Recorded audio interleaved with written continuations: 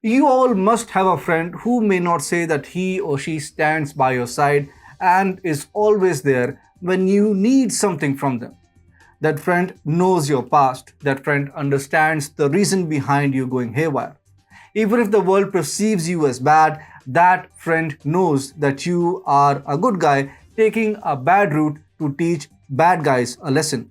Rarely you see such friendship these days in real life. Naturally, you would not expect that level of friendship to exist in foreign policy domain, where there is a cutthroat war about self-interest. Let me tell you, exceptions do exist. If not in full, then at least out and out deviations from the rule are certainly there. India and Russia are two such countries showcasing these traits on the global stage. For the last 7 decades, both countries have stood shoulder to shoulder with each other. Russia stood by us during the 1971 war and many other occasions. The fact that India's geography is intact and not mired by more civil skirmishes owes to the fact that India's military sophistication was taken care of by Russia.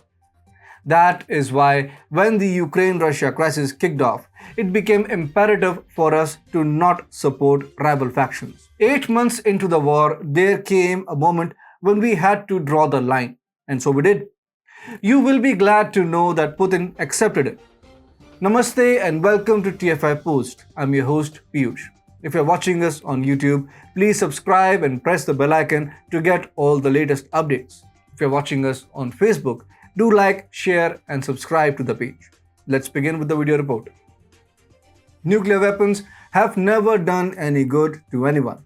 It has destroyed generations in Hiroshima and Nagasaki in Japan. Even a relatively low-grade nuclear leak in Chernobyl left a permanent scar on the Russian polity. With such a disastrous history, executing a nuclear attack in 2022 is not a wise option for Putin or anyone else. But the West kept going bonkers and it took India to make Putin oblige to the no-nuke policy. For the last few months, the whole world has been living under the threat of a nuclear disaster. It all started when Ukrainian troops started to gain a strategically important lead over Russia.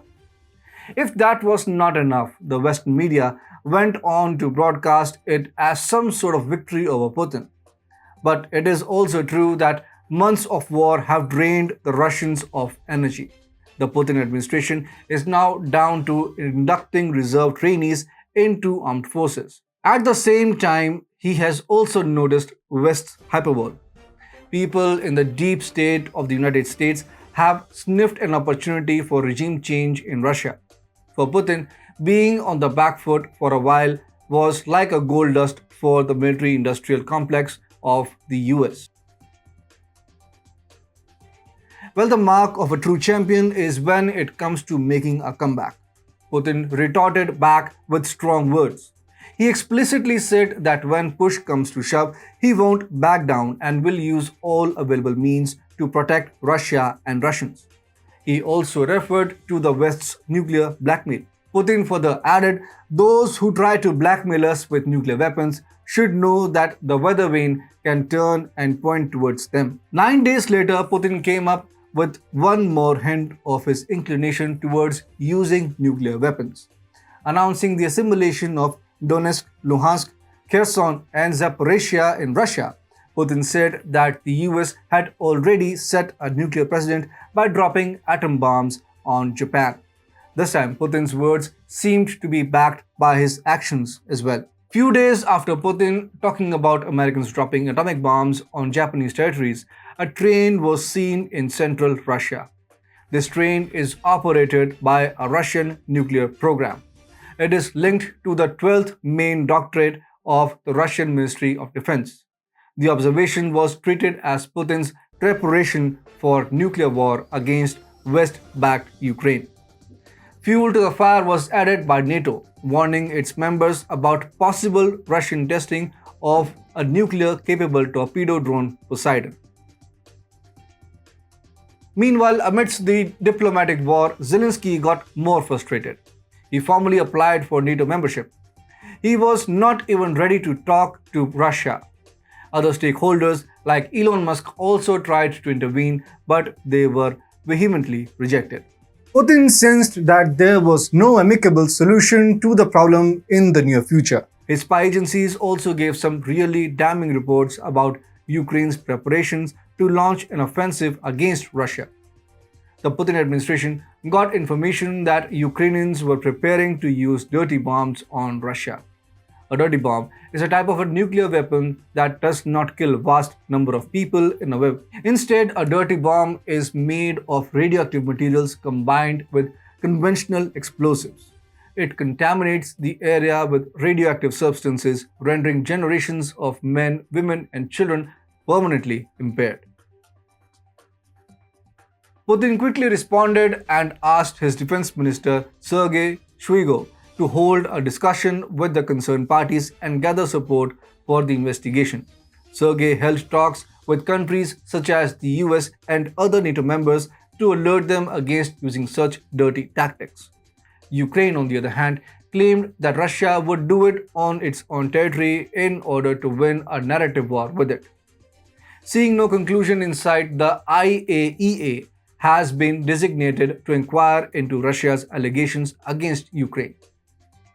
However, the investigation does not mean that Russia would not put together its arsenal for eventuality.